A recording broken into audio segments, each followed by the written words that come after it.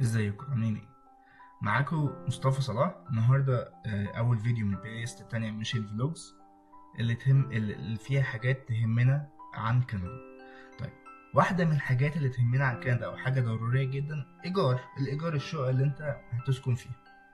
طيب، هنا معظم الايجارات بيبقى لا اما شركات ريل استيت، لا اما انك تخش على الويب سايت وتشوف شقة حد عارضها وتأجرها منه. طيب، واحدة من الويب سايت دي اللي هو KIGI. اوكي. طيب، الويب سايت ده اول حاجه لما اخش عليه هختار الكاتيجوري هنا مثلا ريل استيت، لان انا بابلاي فور ريل استيت، واكتب هنا ابارتمنت. طيب. طيب، خلي بالك من حاجه بقى.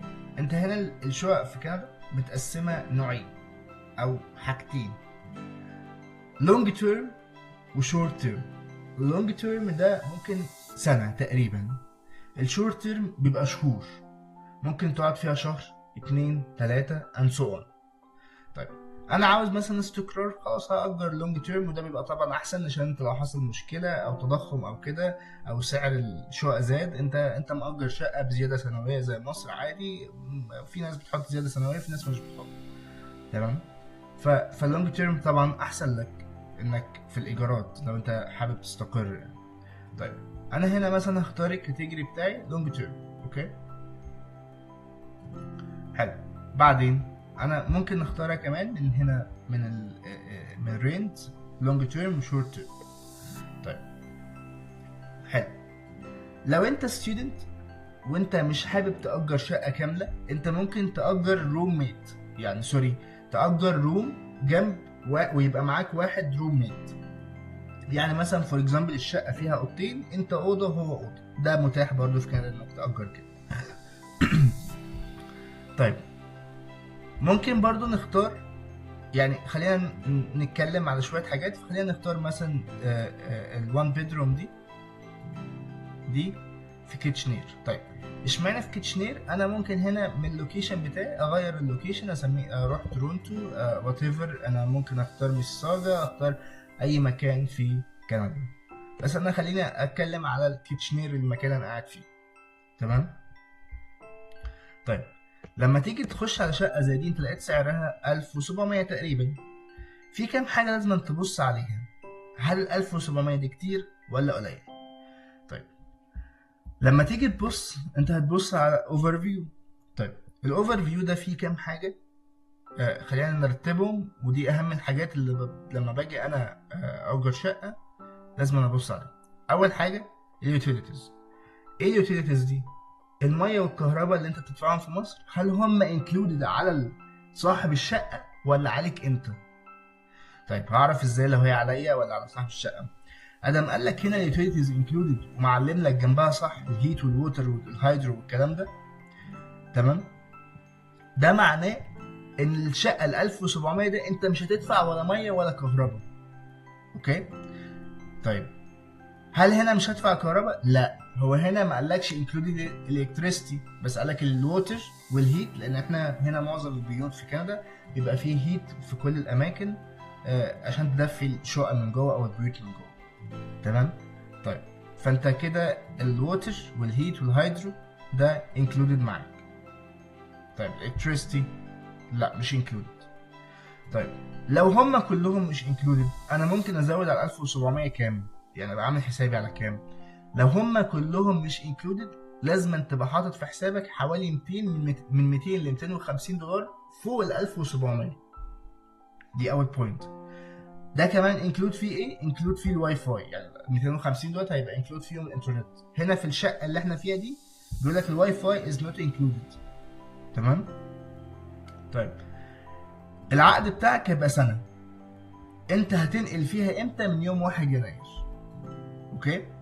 طيب، تاني حاجه لازم تبص عليه، هل الشقه فيها فيرنشد او الشقه فيرنشد ولا لا. يعني ايه؟ يعني الشقه دي مفروشه ولا مش مفروشه. في بعض الناس تقول لك انا بدل ما اقعد اوجع دماغي وافرش والكلام ده، لا انا عاوز شقه مفروشه وخلاص، انا جاي اقعد كام سنه هنا في كندا وخلاص، فتره دراسه او فتره شغل او وات ايفر، فانا عاوز حاجه من شقه مفروشه عشان ما اعرفش اشتري والكلام ده. طيب لازم تبقى عارف ان الشقه لو مفروشه انت هتزود على، تيجي تبص على الشقه هتبص على اليوتيليتيز، هتبص على الفurnished، هل هي furnished ولا لا، هل هي فيها لاندري ولا لا. الافضل ان انت يبقى عندك لاندري طبعا، ده حاجه اساسيه. الفurnished ممكن ما تكونش حاجه اساسيه. اليوتيليتيز برضو I think ان هي ممكن ما تكونش حاجه اساسيه، بس انا شايف ان اهم حاجه يكون عندك لاندري في الشقه، المغسله الغساله والدراير. معظم الشقق هنا في كده ممكن تقول 70% منها ما بيكونش عندها اير كونديشننج، اللي هو التكييف.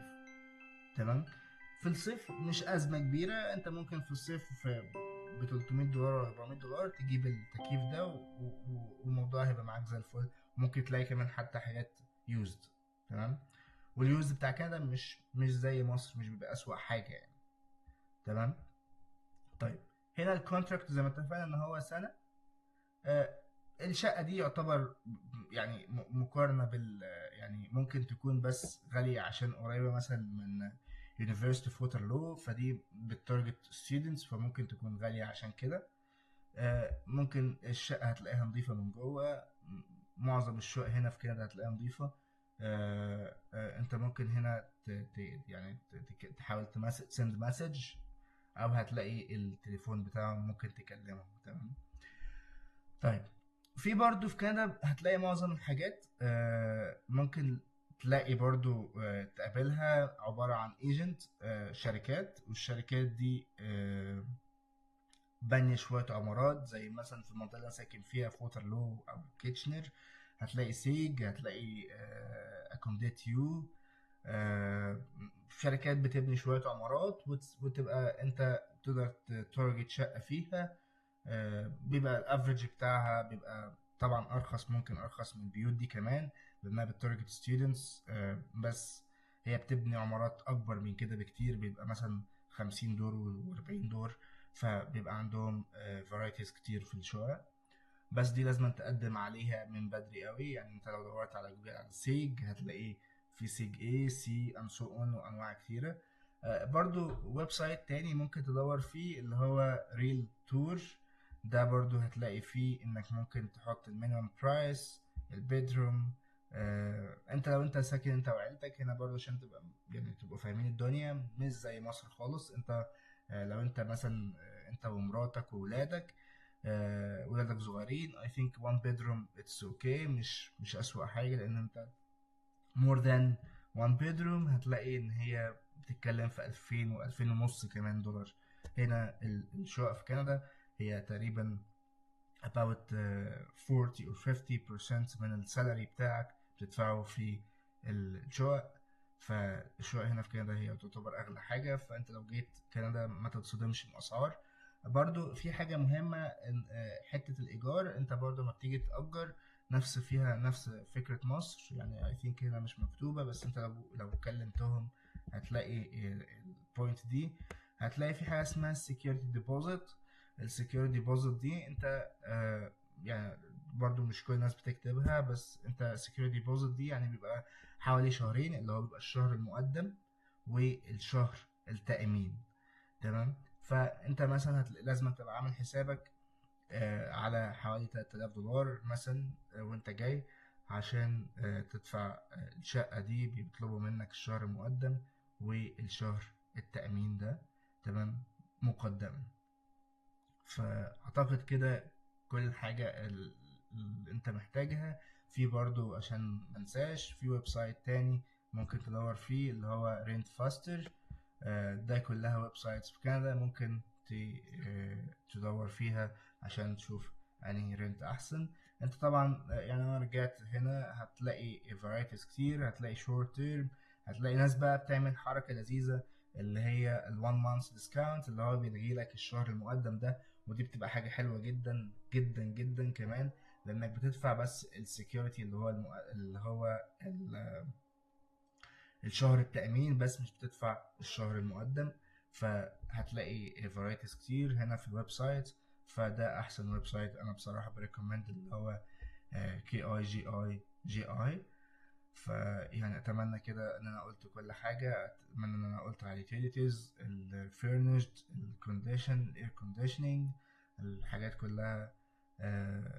اتمنى ان انا وصلتها. شكرا ليكم، واتمنى ليكم الفيديوهات اللي جاية تكون مفيدة ليكم، واشوفكم ان شاء الله في الفيديوز اللي جاية.